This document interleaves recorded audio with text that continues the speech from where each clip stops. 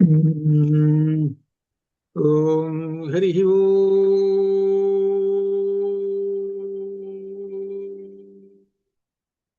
గురు బ్రహ్మ గురుర్విష్ణు గురుర్దేవో మహేశ్వర గురు సాక్షాత్ పరం బ్రహ్మ తస్మై శ్రీ గురవే నమః. జ్ఞానానందమయం దేవం నిర్మలస్ఫటికాకృతిమాధారం సర్వవిద్యానాం హయగ్రీవముపాస్మహే హయగ్రీవముపాస్మహే. శరదిందు వికాసమందహాసాస్ఫురదిందీవరలోచనాభిరామాం అరవింద సమాన సుందరాస్యాం అరవిందాసన సుందరీం ఉపాసే. శారదా శారదాం భోజవదనావదనాంబుజే సర్వదా సర్వదా అస్మాకం సన్నిధిం క్రియాతు. పరబ్రహ్మణే నమః పరబ్రహ్మణే నమః. సామవేదాంతర్గత ఛాందోగ్యాన ఉపనిషత్తు అధ్యయనం చేస్తున్నాం. ఇందులో సద్విద్య, ఇది వాచారంభణో వికారో నామధేయం అనేటువంటి దాన్ని కూడా అధ్యయనం చేశాం. ఇక్కడ వరుసగా ఆదిత్యలో ఎలా అయితే త్రివృత్కరణాలు ఉన్నాయో అలానే చంద్రుడిలోను విద్యుత్తులోను త్రివృత్కరణము అవి అధ్యయనం చేశాము. ఆ తర్వాత అగ్నిలో కూడా మూడు, అంటే అర్థం ఏమిటి? అగ్ని, జలము, పృథివీ, ఈ మూడు ఎలా ఉన్నాయో అక్కడ అధ్యయనం చేశాము. ఆ తర్వాత వచ్చేటువంటి 7వ సూత్రంలో, అంటే 4వ ఖండంలో చివరి దానిలో కూడా యథాను ఖలు సౌమ్య మా తిస్రో దేవత పురుషం ప్రాప్య త్రివృత్ ఏకైక భవతి తన్మే విజానీహి ఇది. ఈ ముగ్గురు దేవతలు మనిషిని పొంది ఒక్కొక్కటి మూడేసి పేటలుగా అవుతున్నాయి అని చెబుతున్నారు. ఇక్కడ ఒక విషయాన్ని చెప్పకుండా చెబుతున్నాడు. ఏమిటంటే దీనిలో 3 దేవతలు మనిషిని పొంది, 3 దేవతలు అనంటే ఎవరు? అగ్ని, జలము, పృథివీ. ఈ మూటి వలన ఈ మనిషి వస్తున్నాడు. ఈ మనిషి తయారు కావాలంటే ఆ ముగ్గురు దేవతలు ఉండాలి. ఈ పంచభూతాల్లో వీళ్ళ ముగ్గురు, వీళ్ళందరూ పొంది ఒక్కొక్కటి మూడేసి పేటలు గలది. ఒక్కొక్క దానిలో మూడేసి పేటలు ఉన్నాయి అన్నమాట. అగును ఆ విషయమును నేను చెప్పుచుండగా తెలుసుకును అని అంటున్నాడు. అన్నప్పుడు ఎవరు? తండ్రి అయినటువంటి అరుణి చెబుతున్నాడు శ్వేతకేతువుకి. ఇదంతా తండ్రి అరుణి. అరుణికి ఇంకో పేరుంది, ఉద్దాలకుడు అని.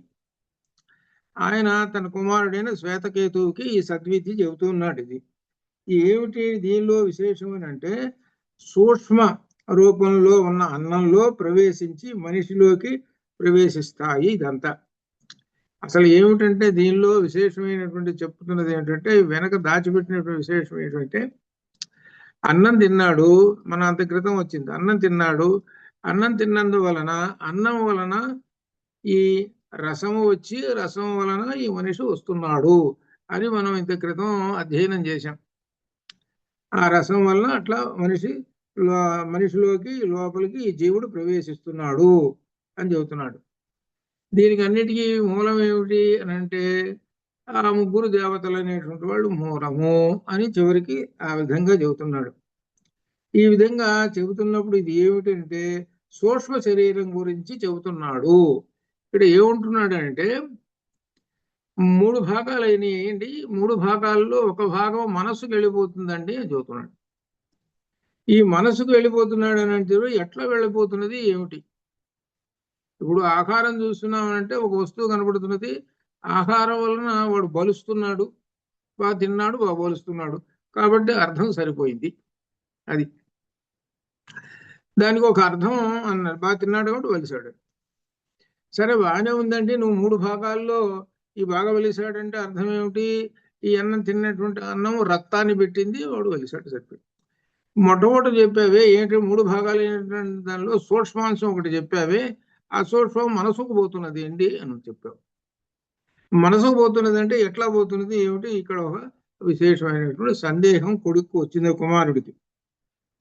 అది సందేహం ఎలా ఉంది, మనసుకు ఎట్లా వెళ్ళిపోతున్నది అని చెబుతున్నాడు. దాని గురించి చెబుతున్న 5వ ఖండంలో అన్నం గురించి చెబుతున్నాడు. ఇది కూడా మనకు అయినట్టున్నది. ఒకసారి చూద్దాం. అన్నమసితం త్రేధా విధీయతే. అన్నం కూడా 3 విధాలుగా విడగొట్టబడుతుంటుంది. విడగొట్టినప్పుడు దానిలో అత్యంత సూక్ష్మమైనటువంటిది ఈ అన్నంలో ఉండేటువంటి పదార్థం ఏమైతుందో, ధాతు ఏదైతే ఉన్నదో, ఇది ముఖ్యమైనటువంటిది. సూక్ష్మాంశం, అతి సూక్ష్మాంశం మనస్సుకి అవుతుంది అనగా మనస్సుకు చేరుతుంది అని అర్థం అనమాట. మనస్సుకు చేరుతుంది. తినేటువంటి అన్నంలోని అత్యంత సూక్ష్మాంశం మనస్సుకు చేరుతుంది. మధ్య భాగం ఏమో ఆ రక్తానికి చేరుతుంటుంది. ఇక పనికిరానటువంటి భాగం వెళ్ళిపోతుంటుంది బయటికి. ఈ విధంగా అన్నాన్ని గురించి చెప్పారు. అలానే జలాలు కూడా అంతే. జలంలో కూడా సూక్ష్మాంశం మనస్సుకు వెళ్ళిపోతాయి, మిగిలినవి కూడా అంటే బయటికి వెళ్ళిపోతాయని కూడా చెప్పాడు. ఆ తర్వాత నెయ్యిని గురించి కూడా చెప్పాడు. నెయ్యి ఘృతం. ఆ ఘృతం కూడా ఏమవుతుందంటే 3 విధాలుగా విడగొట్టబడుతుంటుంది. దీనిలో మాత్రం అంటే బయటికి వెళ్ళిపోయేది ఏమి లేదు. ఈ 3 విధాలైనటువంటి దానిలో ఏమిటంటే ఎముకకు 2 వెళ్ళిపోతాయి. ఒకటేమో ఇక్కడ వాక్కుకు వెళుతుంది, అది వాక్కుకు వెళుతుంది. మిగిలినవేమో మనస్సుకు వెళ్ళిపోతున్నాయి. ఇక్కడ నెయ్యి దగ్గరకు వచ్చేటప్పటికి ఆ అత్యంత సూక్ష్మాంశం ఉన్నదే అది వాక్కుకు వెళ్ళిపోతున్నది. అనగా ఈ నెయ్యి అనేటువంటిది ఆహార పదార్థాన్ని మనం తీసుకున్నందువలన వాక్కు బాగా వస్తుంటుంది అని దీనిలో అర్థం ఉంది. వాక్కుకి బలం చేకూరుతుంది అని అర్థం. ఈ నెయ్యి ఏమిటి? నెయ్యి అని అంటే ఆవు నెయ్యి, గోవు నెయ్యి. అంతే. మనం మామూలుగా ఇప్పుడున్న ప్రస్తుత కాలంలో ఇవి గేదె నెయ్యి వాడుకుంటున్నారు అనుకో, కానీ ఆవు నెయ్యి యొక్క గొప్ప విశేషం అది. అందుకనే ఆవు అనేటువంటిది అత్యంత ముఖ్యమైనటువంటిది, మనకు ఒక ముఖ్యమైన ఒక వస్తువుగా, అంటే ఆ వస్తువు లేనిదే మనకు కాదయ్యా అన్నట్టుగా ఆవుకి అంత ప్రాధాన్యత ఇచ్చారు. అది ఎందుకంటే వాక్కులు బాగా రావాలి అని అంటే ఆవు నెయ్యి ముఖ్యం. అది వాక్కులు వస్తేనే కదా వాడికి ఆ జ్ఞానం వచ్చేది. అందుకని ఇదంతా ఆవు మీద ఆధారపడింది. కాబట్టి సూక్ష్మ అంశము వాక్కు రూపంలో వెళ్ళిపోతుంది, వాక్కుకి బలాన్ని ఇస్తుంటుంది అని చెప్పాడు. ఇది నెయ్యి తీసుకోవటం వలన. ఇది అయితే ఇక్కడ ఇది చెబుతున్నాడు, అన్నమయం హి సౌమ్య బుద్ధిమంతుడా మనః ఆపోమయ ప్రాణ తేజోమయీ వాయితి. అన్న వికారం మనస్సు, జలముల వికారం ప్రాణశక్తి, తేజోధాతువుల వికారం వాక్కు అని ఇప్పుడు అర్థమైందండి నాకు. తేజోధాతువుల వికారము వాక్కు అంటే ఇక్కడ అర్థము నెయ్యి, ఘృతం. ఘృతము వలన వాక్కు సిద్ధిస్తున్నది మనకు ఒకటి. జలముల వికారం ప్రాణశక్తి, జలములు తీసుకోవటం వలన ఈ ప్రాణము యొక్క శక్తి నిలబడుతున్నది. ఇంకొకటి అన్న వికారం వలన ఈ మనస్సు పనిచేస్తున్నది, మనస్సు నిలబడుతున్నది. ఆహారం, ఇక్కడ దీనిలో కూడా అదే చెబుతున్నాడు. ఆహారం ఆ తండ్రి చెబుతాడు అనమాట. ఏమనంటే నీవు ఒక 15 రోజులు అన్నం తినకుండా ఉండరా. అన్నం తినకుండా ఉంటే అప్పుడు నీకు ఇప్పుడు చదువుకున్నామే ఇంత క్రితం ఏమిటి వేదాలు ఇవన్నీ చదువుకున్నావు కదా, అవన్నీ చదువుకున్నావు కదా, అప్పుడు చెప్పు చూద్దాం. వేదాలు చదువుకున్నావు, అన్ని చదువుకున్నావు, 15 రోజులు అన్నం తినకుండా ఉంటూ ఈ 15 రోజులు కేవలం నీళ్లు తాగుతూ కూర్చో, అన్నం మాత్రం తినవాలి. ఇప్పుడు చెప్పు. ఇప్పుడు నువ్వు చెబితే అప్పుడు ఈ మనస్సును చూశారు, ప్రాణం అన్నం తింటున్నావు చూసావు, అప్పుడు తెలుస్తుంది అన్నము వలన ఎంత విశేషమో నీకు తెలుస్తుంది అన్నాడు. సరే 15 రోజులు తినకుండా ఉంటాను, నీళ్లు తాగుతూ కూర్చుంటాను, నీళ్లు తాగుతూ కూర్చున్నాను. 15 రోజులు అయిపోయింది. చెప్పరా వేదం చెప్పు అన్నాడు. నాకు అసలు ఏమి రావటం లేదు, అన్ని మర్చిపోయినాను, నాకేమి గుర్తు రావటం లేదు, వాలిపోతున్నాను అన్నాడు. అనేటప్పటికి తండ్రి అంటాడు, సరే అన్నం తినరా, అన్నం తిన్న తర్వాత సంగతి చూసుకుందాంలే అని అన్నాడు. సరే అన్నం తిన్నాడు. 15 రోజులు అన్నం తినకుండా ఉన్నాడు, 16 రోజులు అన్నం తిన్నాడు. అన్నం తిన్నాడు, అంతా అయిపోయింది. అరే ఇప్పుడు చెప్పరా వేదం, ఇప్పుడు చెబుతా అని మనమంట ఒక టగటగా అప్పుడు చెప్పేశాడు. ఇప్పుడు ఎక్కడి నుంచి వచ్చింది రా అన్నాడు. అంత క్రితం ఏమిటి అన్ని మర్చిపోయినాను, అసలు నేనేం చెప్పలేను అని ఈ విధంగా అంటున్నావే, ఇప్పుడు ఎక్కడి నుంచి వచ్చినాయి? అది ప్రశ్న. ఇప్పుడు అదే ఇప్పుడు వస్తున్నది ఏంటి, కొడుకు అడిగినటువంటి దానికి, శ్వేతకేతువు అడిగినటువంటి ఆ సందేహానికి తండ్రి అరుణి ఉద్దాలకుడు చెప్పేటువంటి విషయం ఇప్పుడు వస్తున్నది అనమాట. ఇది దీనిలో 6వ ఖండంలో వస్తున్నది. 6వ ఖండంలో వస్తున్నది అనమాట. భూయేవ మా భగవాన్ భగవాన్ విజ్ఞాపయతు ఇది. ఏ పూజనీయులైనటువంటి వారా, మీరు విశదపరచండి అని శ్వేతకేతువు తండ్రిని అడిగాడు. నాకు వివరంగా చెప్పండి అని అంటున్నాడు. ఏమిటంటే ఎక్కడ వచ్చిందంటే సందేహము, సూక్ష్మాంశం వెళ్ళి మనస్సుకు వెళుతుంది అని చెప్పేటప్పటికి దీనిలో సూక్ష్మాంశం మనస్సుకు ఎట్లా వెళుతుంది అనేటువంటి ఒక సందేహం వచ్చింది. సూక్ష్మాంశం మనస్సుకి, అందుకని 15 రోజులు అన్నం తర్వాత అన్నాడు. అంటే అర్థమైన రోజు మనం అన్నం తింటున్నామంటే మనస్సుకి ఈ అన్నంలో ఉన్నటువంటి సూక్ష్మాంశం వెళుతున్నది. ఆ వెళుతున్నది కాబట్టి మనం మాట్లాడుతున్నాం, చదువుతున్నాము, మనసు పనిచేస్తున్నది, ఇదంతా పనిచేస్తున్నది. నువ్వు ఉండు, అట్లయితే అన్నం తినకుండా ఉండు. అందుకనే వీళ్ళు కొంతమంది ఉంటారు, కార్తీక మాసం వచ్చింది అనుకోండి, ఉపవాసము. చాలా మంది ఈ పదాలు కూడా చేతగాక పలకటం, ఉపోషము ఉపయోగిస్తారు, శబ్దాన్ని ఉపయోగిస్తారు ఉపోషము అని. తప్పు, ఆ శబ్దమే తప్పు. ఈ తెలియక ఈ గుళ్ళముడు తిరుగుతుంటారు కార్తీక మాసం వచ్చేటప్పటికి. ఉపోషం ఉన్నాను అన్నారు. సరే సరే ఉపవాసము అని అన్నాం. ఏం చేస్తున్నావా ఉపోషము అని అంటే, నేను ఉదయం నుంచి సాయంకాలం దాకా అన్నం తింటలేదు అంటే అన్నం తినకుండా ఉండటమే ఉపోషము. గట్టిగా చెబుతారు ఉపోషము అని. అది పాపం వాళ్ళకి ఆ పదం తెలియదు వాళ్ళకి అని అంటారు. సరే పొద్దుటి నుంచి ఇక సాయంకాలం దాకా పాపం కటిక మంచినీళ్ళు కూడా దాక్కుండా తాను తింటలేదు. సరే, మొగుండు కూడా ఒప్పుకోదు. మీకు ఈ సందర్భాలు నాకు తెలిసిందనమాట. ఏమిటా నువ్వు రోజు తింటున్నావు, అనవసరం, ఇవాళ మాత్రం తినడానికి అన్నం వండటం లేదు, మాట్లాడకూడదు అనుకో, సరే అనుకుంటాడు. ఇటువంటి కార్తీక మాసం వచ్చింది అనుకో, ఈయన బయట బజార్లలో తింటుంటాడు. ఇది ఎందుకంటే నేను నర్సాపేటలో చూశాను. అదే అనమాట. సరే ఏంటంటే సరే ఉన్నారు, బాగానే ఉంది. ఆ రాత్రికి వచ్చేటప్పటికల్లా ఏదో దేవుడు పూజ చేసుకొని కాస్త తింటాడు. ఏమో ఆయన ఉపవాసం ఉన్నానంటే నేను కార్తీక మాసము, అందుట్లో ముఖ్యంగా ఏకాదశి, ఇట్లా ఈ విధంగా చెబుతారు. ఏమి అర్థమైంది ఏమిటి అని అంటే, అన్నం తినకుండా ఉండటమే, దేవుడి దగ్గరికి పోయి కొబ్బరికాయ కొట్టడమేను, అంతేను, అంతే తప్ప మా తెలిసింది ఇంతేనన్నాడు. అది ఇది అర్థం. ఇది ఇక్కడ ఎంత విశేషం ఉన్నదో పాపం వాళ్ళకి తెలియదు. అందుకని తెలుసుకుందామని. అందుకనే దేవాలయాలు ఎందుకంటే ప్రాచీన కాలం చెప్పే ఎవరే ఇదిరా, దీని అర్థం ఇది, ఇట్లా చేయాలని. ఉపవాసము శబ్దము, ఉపవాసము. వాసం అంటే ఉండటం, ఉప అంటే దగ్గర. ఎక్కడ దగ్గరగా ఉండాలి, ఎక్కడ దగ్గరగా ఉండటం ఏమిటి అంటే భగవంతునికి దగ్గరగా ఉండుము అని అర్థం. భగవంతునికి దగ్గరగా ఉండు అంటే భగవంతుడు నీ మనస్సులో చేర్చుకొని ఆయననే స్మరిస్తూ ఆయన యొక్క రూపాన్ని దర్శిస్తూ నీవు పారాయణలో లేకపోతే ఇటువంటివో కేవలం దాని మీదనే నీ యొక్క మనస్సును ఉంచుము అని అర్థం. అప్పుడు ఉపవాసము. అలా ఉంచున్నందువలన నీకేమని వస్తుందంటే భక్తి కలిగి రోజు తినవలసినటువంటి టయానికి తినవలసినటువంటి ఆహార పదార్థాన్ని మర్చిపోతాం.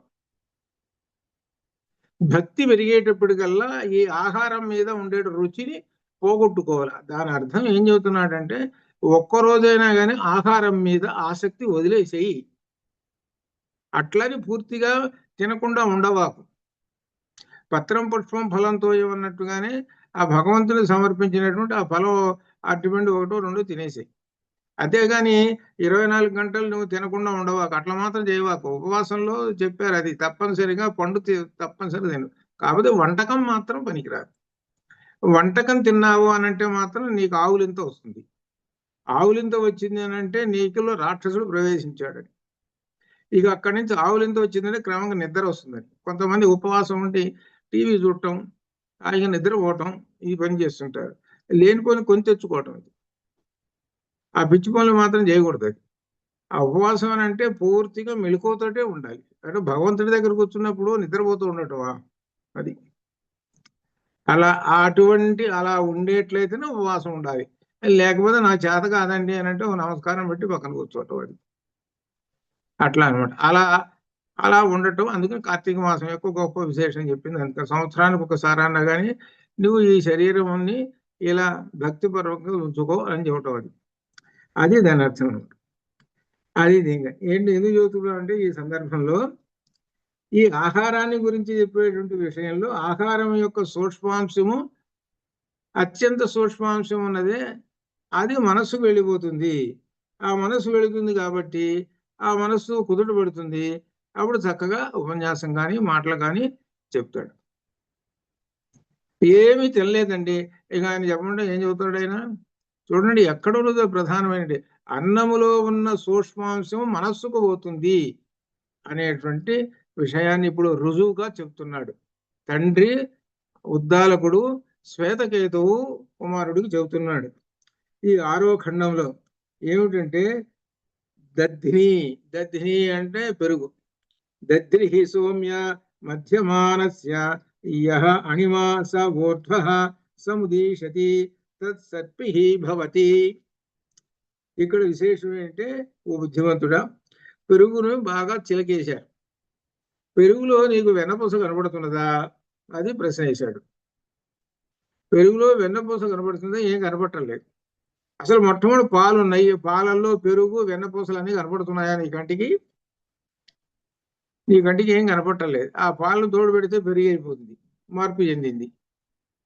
ఆ పెరుగుని తీసుకొచ్చి నువ్వేం చేస్తున్నావు? చిలుకుతున్నావు. చిలికినందువల్ల దానిలో నుంచి ఒక సూక్ష్మ ధాతువు పైకి వచ్చేసింది. అంటే లోపల ఆ పెరుగులో సూక్ష్మాంశములుగా ఉన్నది. అది నీ కంటికి కనబడుతున్నదా? కంటికి కనబడలేదు కదా. ఆ సూక్ష్మాంశములు పైకి వచ్చేసింది. అది వెన్నపూస తెల్లగా వచ్చేసింది. దాని వెన్నపూస అని పేరు పెట్టావు. అది పైకి వెన్నపూసగా వచ్చింది.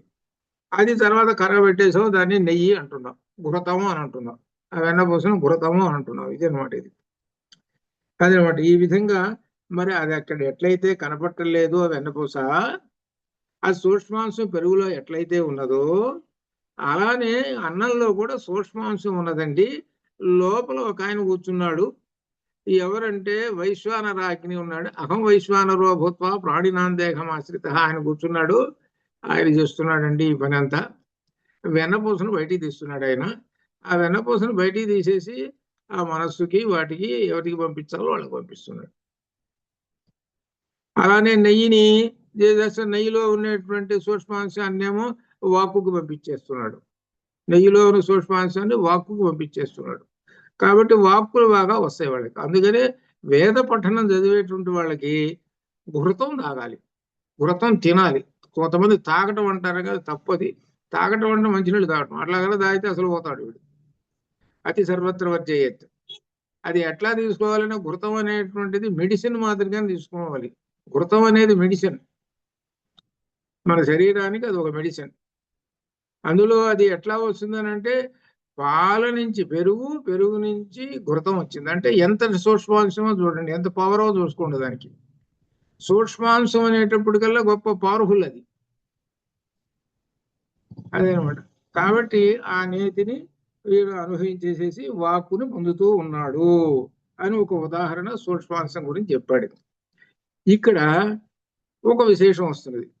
మనకేంటో సూక్ష్మ శరీరం అనేది ఉంది, మనకి స్థూల శరీరం కనబడుతున్నది. మన స్థూల శరీరం ఇదంతా మన స్థూల శరీరం. ఇది కాకుండా మనకు లోపల సూక్ష్మ శరీరం, స్థూల సూక్ష్మ కారణ. స్థూల శరీరం లోపల సూక్ష్మ శరీరం ఉంది, సూక్ష్మ శరీరం లోపల కారణ శరీరం ఉంది. ఈ మూడు ఉన్న తర్వాత అసలు శరీరం ఉంది, తురీయ శరీరం. ఆ తురీయంలోనే పరమాత్మ పరబ్రహ్మం ఉన్నాడు. ఇప్పుడు స్థూల శరీరం అనేటువంటిది అర్థమవుతుంది. స్థూల శరీరం అంటే అన్నం తింటే అన్నంలో ఉన్నటువంటి ఆ శక్తి కొంత రక్తానికి కొడుతుంటుంది, అప్పుడు స్థూల శరీరానికి సరిపోతుంది. తర్వాత సూక్ష్మ శరీరం మనకున్న దానిలోనే మనోబుద్ధులు సూక్ష్మ శరీరాలు, వీటికి వెళ్ళిపోతుంది. మిగిలినటువంటి అత్యంత విశేషమైన అత్యంత సూక్ష్మమైనటువంటి ఆ శక్తి ఉన్నదే అది మనోబుద్ధులకు వెళ్ళిపోతుంది. మనస్సుకు వెళుతున్నదంటే బుద్ధికి కూడా వెళ్ళిపోతుంది అని అర్థం. అది సూక్ష్మ శరీరానికి పోతుంటుంది, మనలో ఉన్నటువంటి సూక్ష్మ శరీరానికి వెళుతుంటుంది. అంటే సూక్ష్మ శరీరం అంటే మన మనోబుద్ధులు కానీ చక్కగా పనిచేయటాన్ని అని అంటే, ఇదిగో ఈ ఆహారాలు ఉన్నాయి, ఈ ఆహారాల్లో ఉండేటువంటి త్రివృత్తి కరణం అంటారు. వీటిల్లో ఉన్న సూక్ష్మాంశం వెళుతూ ఉన్నది అర్థం.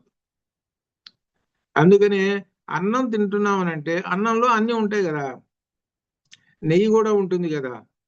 అన్నంలో నెయ్యి కూడా ఉంటుంది కాబట్టి అన్నం బ్రహ్మేతి విజనాత్ అన్నాదేవ కల్మిమాని భూతాన్ని జాయంతే అన్నేన జాతాని జీవంతి అన్నం ప్రియంచ విషం విశంతి ఇది తద్విజ్ఞాయ అని వరుసగా మనకి 5 చెప్పుకుంటూ వచ్చాడు. 5 కోశాలు చెప్పుకుంటూ వచ్చాడు.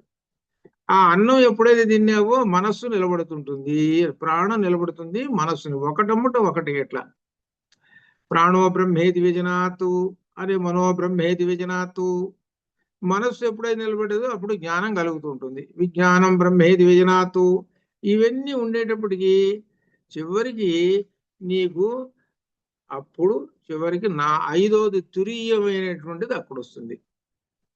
ఆనందో బ్రహ్మేది విజనాతు, అది చివరిది. చివరికి ఆనందో బ్రహ్మేది విజనాతు పొందాలి అని అంటే ఎక్కడి నుంచి మొదలు కావాలి? నువ్వు అన్నం బ్రహ్మేది విజనాతు దగ్గర నుంచి మొదలైతే అప్పుడు చివరికి ఆనందో బ్రహ్మేది విజనాత్, ఆనందాన్ని పొందుతావు. ఆనందాన్ని అంటే అర్థం ఏమిటి? పరమాత్మను పొందుతావు. కాబట్టి పరమాత్మని పొందాలి అని అంటే వీటిని పోషించుకుంటూ రా. ఈ శరీరాన్ని పోషించాలి. ఈ శరీరాన్ని పోషించాలంటే మొట్టమొదటి అన్నం బ్రహ్మేది విజనాత్వం. అన్నం అనేటువంటి పరబ్రహ్మస్వరూపము తీసుకో అని చెప్పాడు. అట్లా సరే తీసుకునే విధానాలు ఉన్నాయి, సరే దాని గురించి సరే. అంటే ఏంటనమాట, దీనికి అన్నిటికీ మూలమైనటువంటిది ఏ బ్రహ్మం అయితే ఉన్నాడో ఆ బ్రహ్మం మనం తీసుకుంటున్నాం. అన్నిట్లో బ్రహ్మం నిలబడి ఉన్నది. అన్నంలో బ్రహ్మం ఉన్నది, మనస్సులోనూ బ్రహ్మం ఉన్నది, అన్నిట్లో బ్రహ్మం ఉన్నది. ఆ చివరికి బ్రహ్మాన్ని ఎక్కడ తురీయంలో దర్శనం చేసుకుంటాం. అది మనకు 5 పంచకోశాల గురించి చెప్పాడు.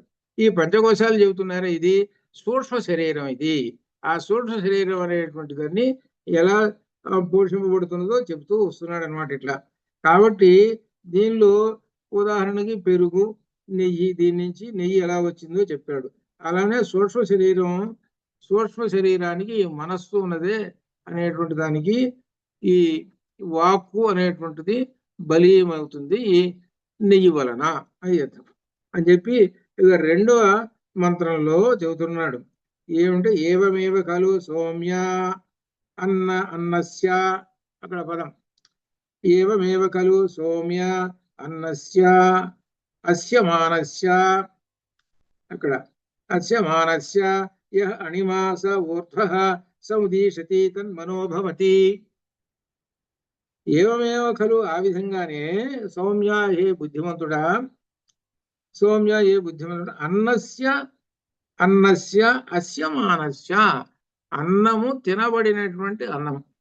అది అన్నం తిన్నారు. ఆ తినినప్పుడు ఆ అన్నంలో నుంచి యహ అణిమ స ఊర్ధ్వ, యహ అణిమ, అణిమ అంటే సూక్ష్మం అని అర్థం అనమాట. ఏ సూక్ష్మ ధాతువు కలదో అది ఊర్ధ్వ, పైకి వచ్చేసేసి అది ఏమవుతుంది?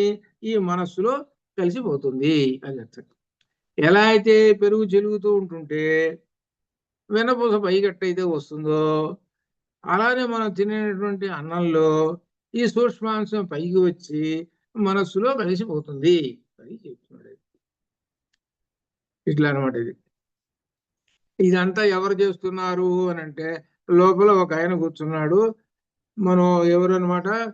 ఈ వైశ్వానరాకిన అహం వైశ్వానరో భూత్వా ప్రాణినాం దేహమాస, పరమాత్మయ్య లోపల కూర్చున్నాడు.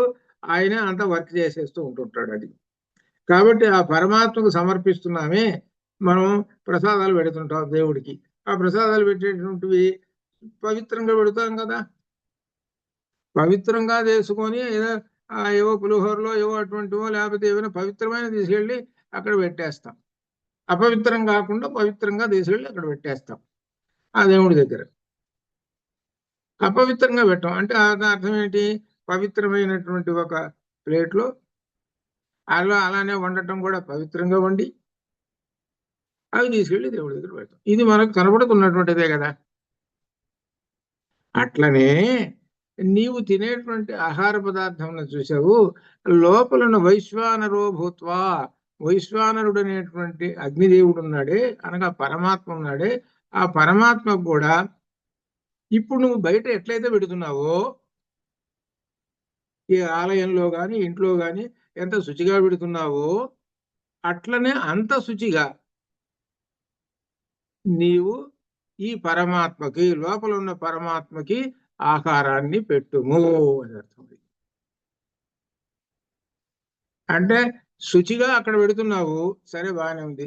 నువ్వు ఇప్పుడు కూడా ఇక్కడే కూడా శుచిగా పెడుతున్నావా ఈ పరమాత్మకి? అందుకనే నేను చెబుతున్నాను, ఇది బొచ్చకూడు ఉంది చూశారు, పెళ్ళిళ్ళకి పోతుంటే ఇక్కడ బొచ్చలు కొట్టుకొని వరుసగా నిలబడుతుంటారు. అర్థం కాదా?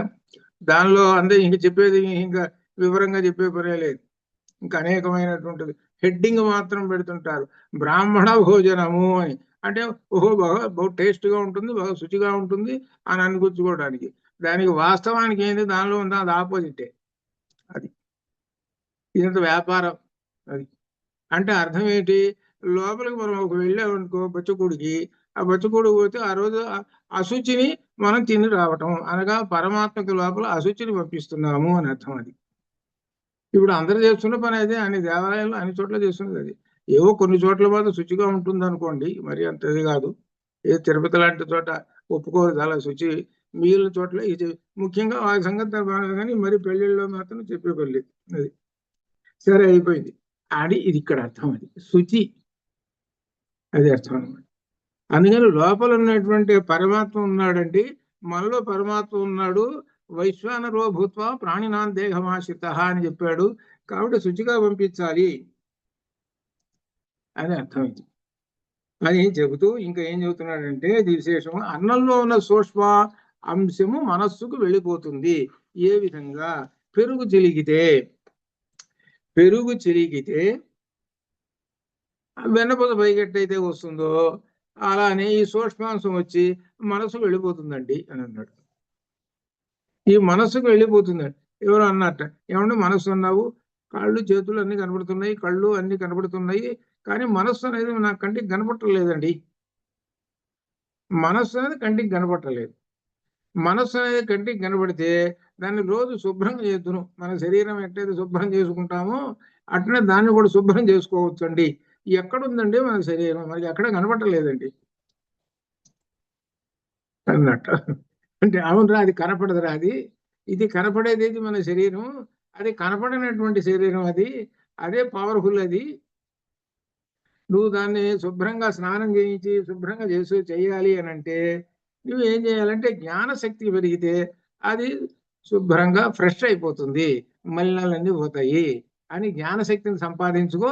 శుభ్రంగా అది మనస్సు అంతా శుభ్రం గంగానదిలో నువ్వు ఎట్టయితే మునిగితే అట్టయితే ఉంటుందో అదే. అందుకనే ఏం చెబుతుంటారంటే, గంగానదిలో మునిగేటప్పుడు శరీరం మునగటం కాదురా ప్రధానం, మనసు మునగటం రా అని చెబుతారు. అది గంగానదిలో పుణ్య స్నానం అని అంటే, అంటే గంగానదిని ఏమనుకోవాలి? స్రోతసామకం జాహ్నవి అన్నాడు కదా, గంగానదిని నేనే అన్నాడు కదా. మరి నీవు అంతటి భావనతోటి నువ్వు చేస్తున్నావా?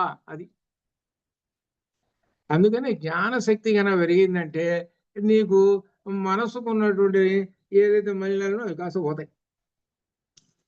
కాబట్టి మనస్సు అనేటువంటిది కంటికి కనబడదురా, మనస్సు అనేటువంటిది నీలోనే ఉన్నది, ఇది అర్థం. అయితే వాస్తవానికి ఇవన్నీ ఎక్కడ ఉన్నాయి, మనోబుద్ధులు ఇవన్నీ అంటే మనకు బ్రహ్మరంధ్రం దగ్గర ఉన్నటువంటి ఆ బిందువు దగ్గర ఉన్నాయి, దాని చుట్టూనే ఉన్నాయి అన్ని. అన్ని అక్కడే చుట్టూ చుట్టుకొని అక్కడే ఉన్నాయి. అక్కడి నుంచే అది ఏంటో అంటారు చూశారు, కరెంట్ ఉత్పత్తి అయ్యే చోట ఏదో అని అంటారే, అక్కడ ఎట్లయితే ఉన్నదో అది అక్కడ కరెంట్ ఉత్పత్తి అయ్యేది, అక్కడి నుంచి మొత్తానికి ప్రసరిస్తూ ఉంటుంది. అలా అనమాట అది. కాబట్టి అక్కడికి ఆ మనస్సు పనిచేయాలంటే అన్నం తినాలి.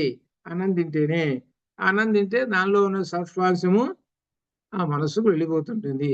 నువ్వు ఎటువంటి అన్నం తిన్నావు? త్రిగుణాలలో సత్వగుణం, రజోగుణం, తమో గుణం, 3 గుణాలు ఉన్నాయి కదా. నువ్వు ఎటువంటి అన్నం తిన్నావు దాని నుంచి వచ్చినటువంటిదే, అది అర్థం. ఆవు నెయ్యి ఉంది, ఆవు నెయ్యి ఒక రకం, అది ఆవు పాలే కదా. గేదె నెయ్యి ఉంది, అది కూడా ఒక రకం.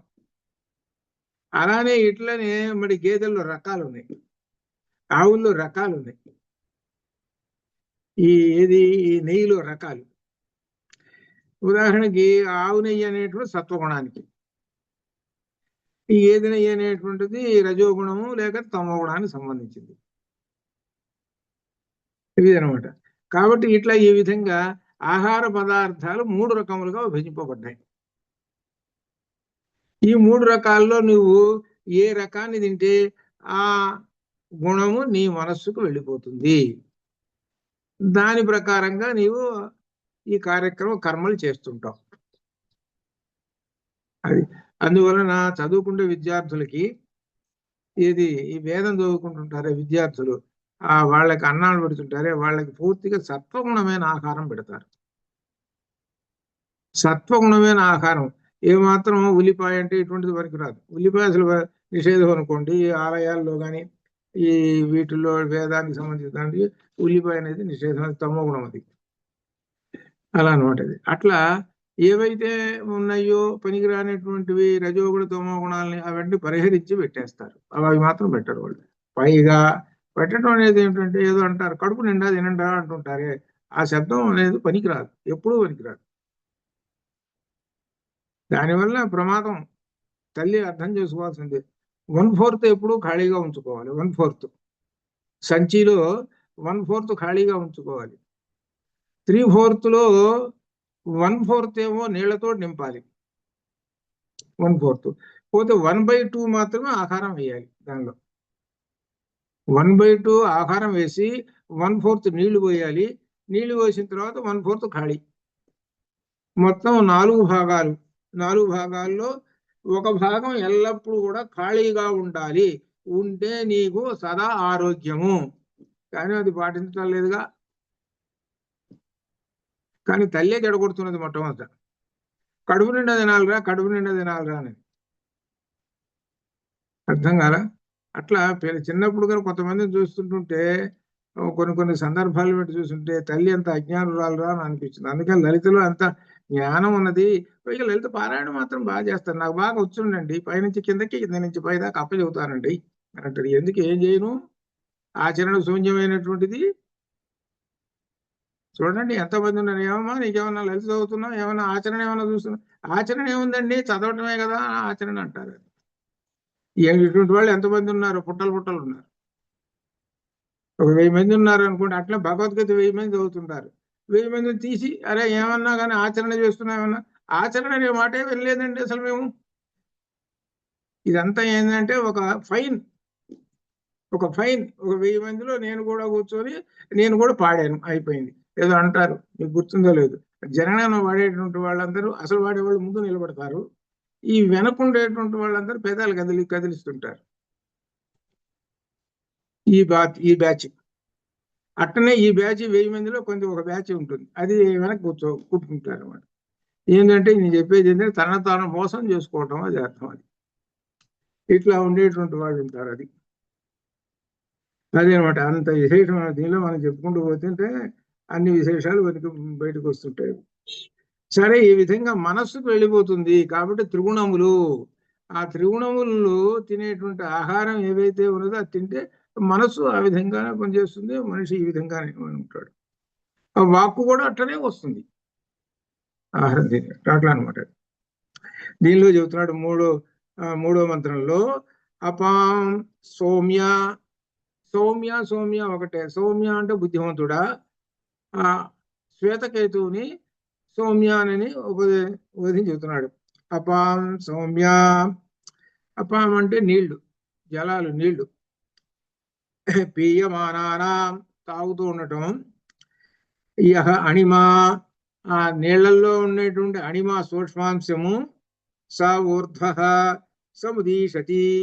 ఊర్ధ్వ పైకి వచ్చేసేసి, సముదీక్షతి దానిలో ఉన్నటువంటి సూక్ష్మమైన ధాతు ఏదైతే ఉన్నదో అది పైకి వచ్చేసేసి పైకి తేలుతూ అది ఈ ప్రాణంలోకి వెళుతుంది. ఇది మనస్సులో కాదు, ప్రాణంలోకి పోతుంది. ఇందాక మనం ఆహారం అని చెప్పుకున్నాం, అదేమో మనస్సులో పోతుంది సూక్ష్మాంశము. ఈ సూక్ష్మాంశం దేనిలోకి పోతుంది? ప్రాణంలోకి పోతుంది. మనం ముఖ్య ప్రాణం అని చదువుకున్నాం. ముఖ్య ప్రాణము పంచధా విభజంతి. ముఖ్య ప్రాణం 5 భాగాలు చేసుకొని 5 పంచప్రాణాలు అయింది. దాని వద్ద చదువుకున్నాం. అంటే ఏంటనో ప్రాణం నిలబడాలనుకో మొట్టమొదట మంచినీళ్ళు తాగండి, తర్వాతనే అన్నం సంగతి.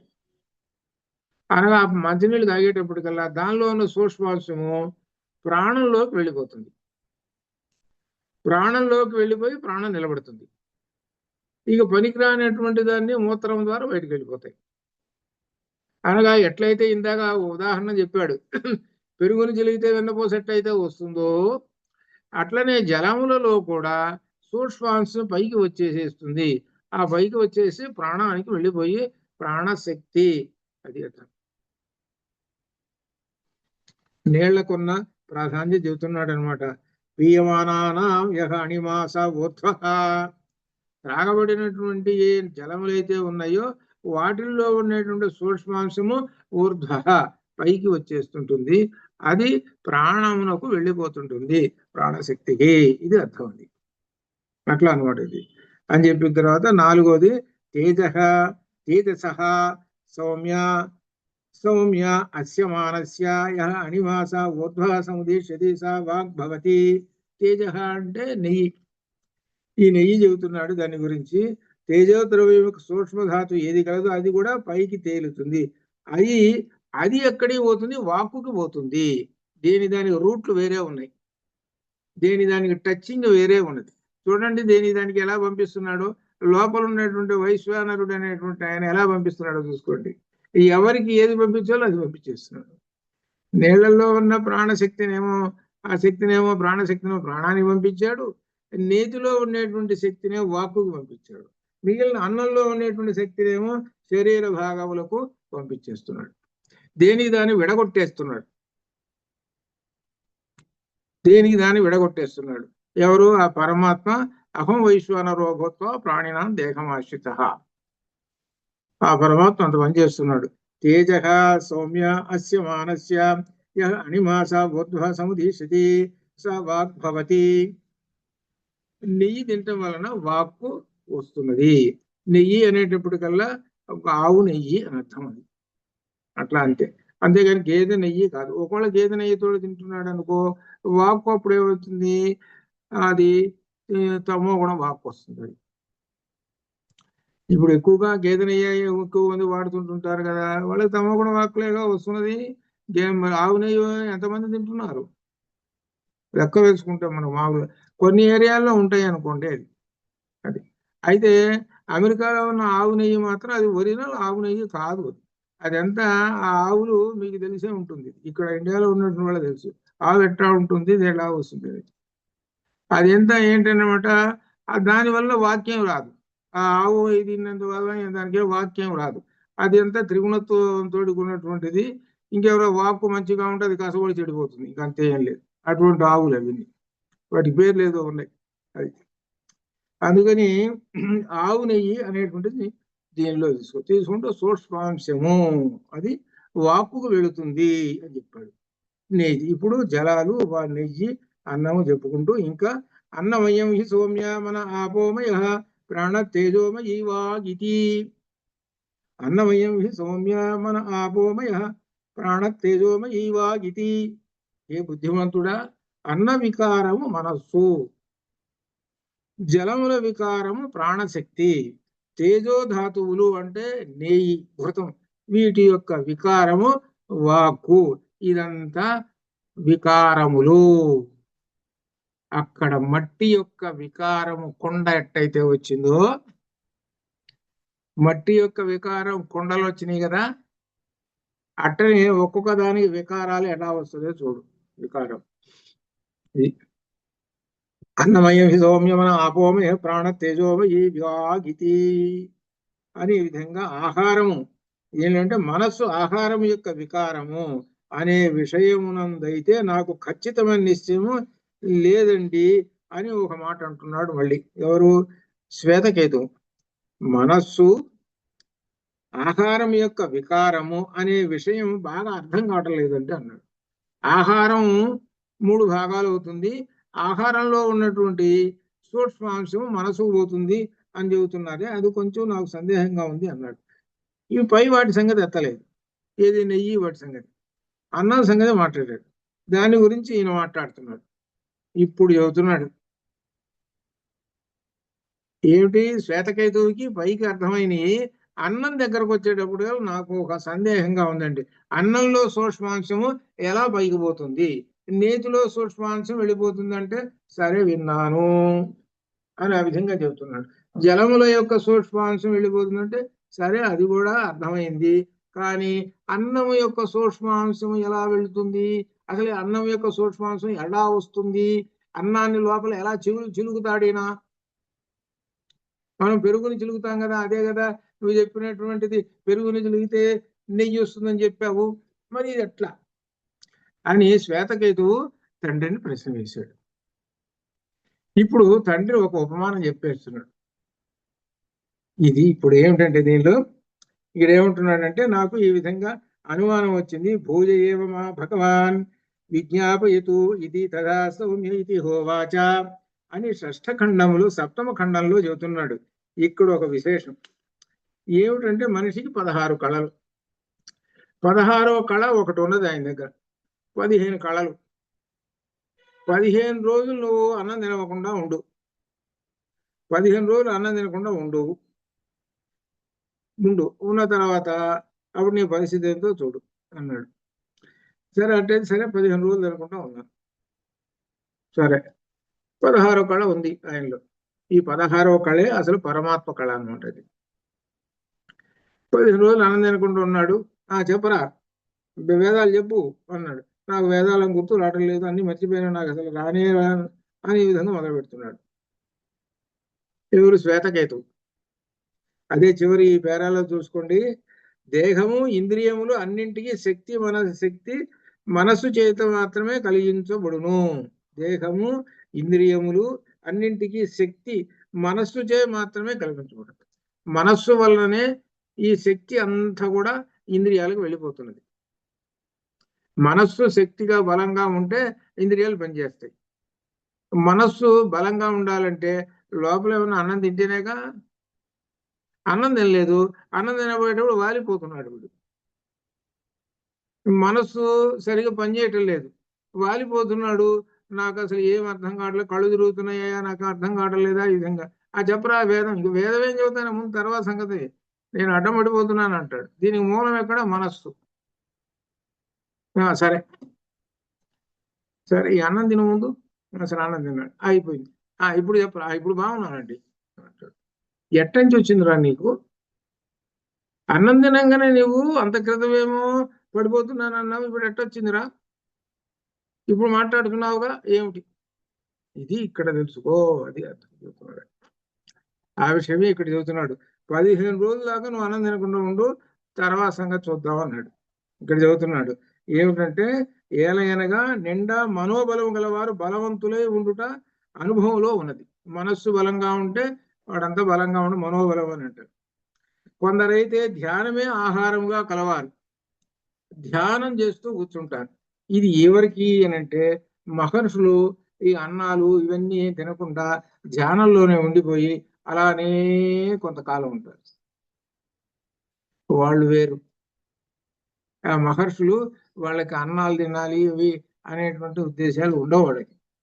వాళ్ళు ఏంటి అనమాట, తపస్సు చేసుకుంటూ ఆ మనస్సును లయం చేసుకొని అలానే ఉంటారు. కొందరైతే ధ్యానమే ఆహారం గలవారు. ఎందుకంటే ఆహారమే దేహము మనస్సు ఇత్యాదులు అన్నింటి రూపముగా పరిణామమును చెందుతూ ఉంటుంటుంది. కాబట్టి ఆ ఆహారము ఆ మనస్సు దేహంగా మార్పు చెందుతూ ఉంటుంది. వాళ్ళు ఆ మనస్సు చేత నిగ్రహించుకొని వాళ్ళు కొంతకాలం ఉంటారు. వాళ్ళు ఎవరు? వాళ్ళు మహర్షుల సంగతి. ఇది మనోబలము ఆహారంచే కలిగించకూడదు. కానీ సహజంగా ఏంటి, సామాన్యులకి ప్రతి ప్రాణికి కూడా మనోబలం ఇచ్చేది ఆహారమేను అని చెబుతూ ఈ ఉదాహరణ ఈ 1వ మంత్రంలో చెబుతున్నాడు. ఈ 1వ మంత్రంలో షోడశ కలహ సౌమ్య బుద్ధిమంతుడా, పురుష షోడశ కళహ. పురుష, ఈ పురుషుడు 16 కళలు కలిగినటువంటి వాడు. పంచదశాహని, పంచదశ అంటే 15, అహని అంటే పగళ్ళు, అంటే 15 రోజులు. మా అసీహి, అన్నం తినకుండా ఉండు. 15 రోజులు అన్నం తినకుండా ఉండు. కామం అపహ కామ అపహ పిబ ఆపోమయ. అయితే ఈ 15 రోజులు నీళ్లు మాత్రం తాగు, అన్నం మాత్రం తినవాకు. 15 రోజులు నీళ్లు మాత్రం తాగు. ఆపహ పిబ, ఆపహ నీళ్ళని, పిబ తాగు. ప్రాణో నా పిబతో నా, ఎందుకంటే తాకపోతే ప్రాణం నిలబడదు. ప్రాణశక్తి అని చెప్పారు కదా, జలంలో ఉన్న సూక్ష్మం దేనికి వెళ్ళిపోతుంది? ప్రాణశక్తికి వెళ్ళిపోతుంది అని చెప్పావు కదా. కాబట్టి ప్రాణశక్తి నిలబడాలి, నీకు ప్రాణం ఉండాలి. కాబట్టి నీళ్లు మాత్రం 15 రోజులు తాగేస్తుండు, అన్నం మాత్రం నిలవాలి అని ఈ విధంగా చెయ్యము అని చెబుతున్నాడు. అదే 16 అంశములు ఉన్నటువంటి వాడు ఈ మనిషి. నీవు 15 దినములు ఆహారమును తినకము, నీళ్లను మాత్రమే తాగుతూ ఉండము. ప్రాణము జలముల వికారము కనుక త్రాగని వానికి ప్రాణములు ఉండవు. కాబట్టి ముందు ప్రాణం ఉండాలి కదా. కాబట్టి 15 రోజులు నువ్వు మంచినీళ్ళు తాగుతూ కూర్చోరా అన్నాడు. 16 రోజుల సంగతి అప్పుడు చూద్దాం. సరే, మనవాడు 15 రోజులు అన్నం తినకుండా కూర్చున్నాడు. అన్నం తినకుండా కూర్చున్నాడు కదా. ఇప్పుడు ఏముంటారు, 15 రోజుల తర్వాత భోజనం చేయకుండా ఉన్నాడు. తర్వాత అరుణి తండ్రి అంటున్నాడు, ఆ తండ్రి దగ్గరికి వచ్చాడు శ్వేతకేతువు. ఇప్పుడు రుక్కులను, ఎదురు మంత్రములను, సోమములను ఇప్పుడు చెప్పుము. నేను చెబుతున్నాను చెప్పు, లేకపోతే నువ్వు చెప్పు అన్నాడు. ఇంకేం చెబుతాడు ఈయన? ఇది ఇక్కడ అర్థం చెబుతున్నాడు. అనగా అర్థం ఏమిటి? ఆహారం తినలేదు కదా, కాబట్టి చెప్పు అని అంటున్నాడు. నిన్న మర్చిపోయినా, నాకేం గుర్తు రావట్లేదు. ఇది చెప్పాలి అని అంటే ఏది పనిచేయాలి? మొట్టమొదటి స్విచ్ మనకి ఫస్ట్ స్విచ్ మనస్సు. అందుకనే మనస్సు దగ్గర నుంచి అన్నీ మొదలవుతాయి.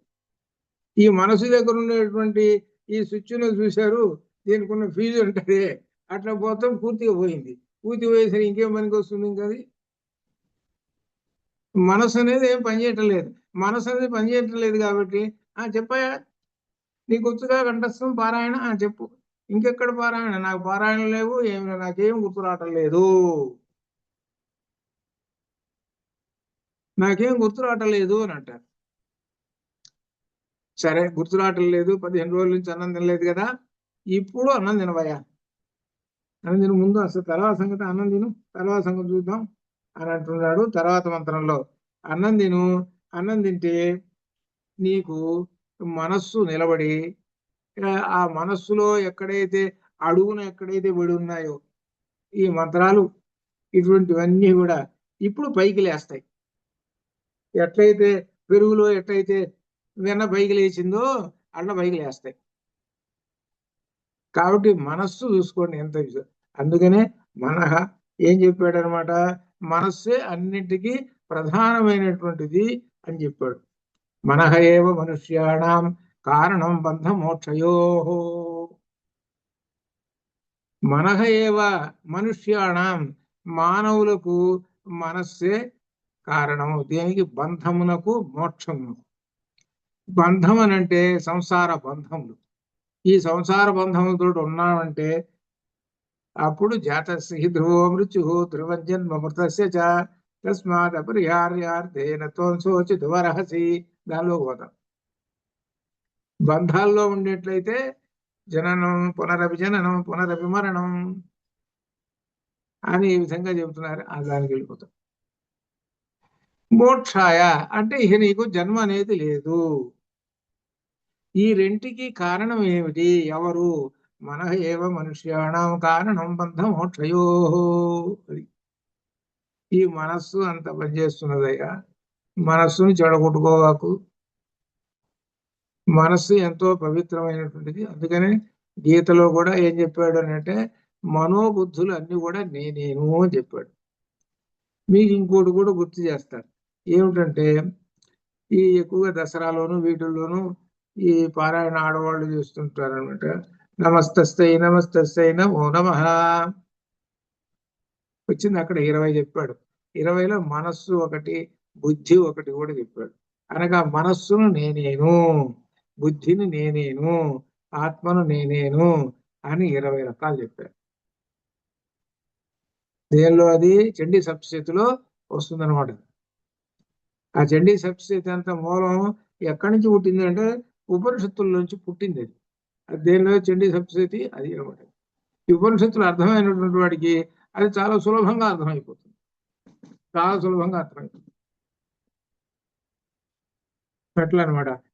మన వీటిలోనేమో మనోబ్రహ్మేతి విజనాత్ అట్లా చెప్పుకుంటూ వచ్చారు. అక్కడేమో నమస్తస్యై నమస్తస్యై నమో నమః అని చెప్పారు. అక్కడేమో అమ్మవారు మనస్సు అమ్మవారేను అని చెప్పారు. బుద్ధి అమ్మవారే అని చెప్పాడు. ఆత్మ అమ్మవారే అని చెప్పారు. అక్కడ అట్లా చెప్పారు. అది వాటికి కాబట్టి మూలాలు ఇవే. ఇక్కడి నుంచి అక్కడ పురాణాలకి వెళ్ళిపోయింది అనమాట. అదనమాట అది. అట్లాగే ఇక్కడ అన్నం తిన్నాడు వీడు. అన్నం తిన్న తర్వాత ఈ శ్వేతకేతువు ఇక మొదలు పెట్టేశాడు, మొత్తం చెప్పడం మొదలు పెట్టేశాడు. ఇప్పుడు అర్థమైంది కదా నీకు, అన్నంలో ఉన్న సూక్ష్మాంశము అనేటువంటిది అర్థమైంది కదా. ఇప్పుడు నీకు సందేహం వచ్చింది కదా, అన్నంలో సూక్ష్మాంశం ఏమిటి అర్థం కావటం లేదు, మిగిలిన అర్థమైంది, ఇప్పుడు అర్థం కావటం లేదు అన్నావు కదా. స్వానుభవంగా నీకు అర్థమైందిరా, స్వానుభవంగా నీకు అర్థమైంది. ఇది ఇది మనకు ఈ ఉపమానం వలన ఆ అన్నం యొక్క సూక్ష్మాంశము మనస్సుకు చేరి ఆ మనస్సుకి బలాన్ని ఇస్తుంది, మనోబలము. అందుకన అన్నం అంత గొప్పది. అందుకనే మనోబ్రహ్మేది విజనాత్. అన్నం తిన్నావు, అన్నం తిన్న తర్వాత మనస్సు అయిన తర్వాత ఆ అన్నం తిన్న తర్వాత ప్రాణం నిలబడ్డది, ప్రాణం నిలబడిన తర్వాత మనస్సు నిలబడ్డది, మనస్సు నిలబడిన తర్వాత జ్ఞానం కలిగింది, జ్ఞానం కలిగిన తర్వాత బ్రహ్మ సాక్షాత్కారం కలిగింది. కాబట్టి అక్కంత దూరాన్ని పోవాలంటే మూలం ఎక్కడున్నది? అన్నము. కాబట్టి అన్నం అనేటువంటి పవిత్రమైనటువంటిది. అన్నం అనేది అంత పవిత్రమైనటువంటిది. పవిత్రమైనటువంటి అన్నాన్ని అపవిత్రంగా తీసుకుంటే లోపల కూడా వైశ్వానరుడు ఏం చేస్తాడు పాపం, ఆయన వండలేక అతి కష్టం మీద ఉంటాడు.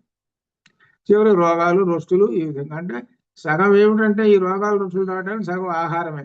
ఆహారం ఎట్లా తీసుకోవాలి ఏమిటి అనేటువంటిది ఒక నియమములు, ఇవి నియమబద్ధము, ఇటువంటివన్నీ కూడా లోపిస్తాయి. కాబట్టి లోపల ఉన్నటువంటి వైశ్వానరుడు కూడా విసుగు పుడుతుంటుంది, ఆయనకి తలగా నిప్పుడుతుంది. ఏమిట్రా వీడు చెప్పిన టెక్స్ట్ బుక్లు పక్కన పెట్టేశాడు వీడు, నేను వేదం ఇచ్చాను కదా. ఏమంటాడంటే భగవంతుడు, నేను వేదం ఇచ్చాను, టెక్స్ట్ బుక్ చదువుకోరా, దానిలో రూల్స్ ఉన్నాయి. మీరు కారు నడవటానికి రోడ్ రూల్స్ అనే పుస్తకం ఉన్నది, పుస్తకం అంతా చదువుకొని అప్పుడు నడుపుతున్నారు. నా దగ్గరకు వచ్చేటప్పటికల్లా పుస్తకం చదువుకోవటం లేదా మీరు? నేనంటే ఏమనుకున్నారు అని అంటాడు. నేను ఇచ్చిన పుస్తకం కాస్త పక్కన పెట్టేశావు. అదే ఏది? ఈ ఉపనిషత్తు, వేదం. అందుకనే వేదాంతములు, వేదములో చివరి భాగం ఇవి. వేదములో చివరి భాగం వదిలేస్తున్నావురా, వేదములో చివరి భాగం పట్టుకోరా, అప్పుడు నువ్వు ఉన్నతుడు అవుతావు అని చెబుతున్నాడు. అంత విశేషం దీనిలో మరలా వచ్చేటువంటి సోమవారం నాటికి మనం ఇంకా దీనిలో సుషుప్తిని గురించి చూస్తున్నది. ఇక నెమ్మదిగా దీనిలోకి తత్వమసిలోకి వెళ్ళిపోతాం. ఇక్కడ దాకా అదే నెక్స్ట్ వీక్ కొంత చివరికో ఎప్పుడుకో తత్వమసికి వస్తాం, అక్కడ విశేషంగా వస్తుంది.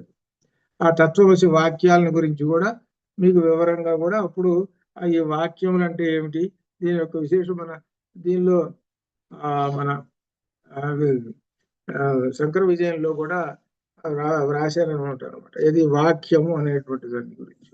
వాక్యాలు ఏమిటో సంగతి, విధివాక్యాలు, మహావాక్యాలు, అర్ధవాక్యాలు, వీటి ఏమిటో, ఇవి విధివాక్యము మహావాక్యం అర్థమైతేనే కానీ తత్వవశి అర్థం కాదు. అప్పుడు ఆ సందర్భంలో వచ్చినప్పుడు అప్పుడు చూద్దాం. అంతవరకు శుభం భూయాత్.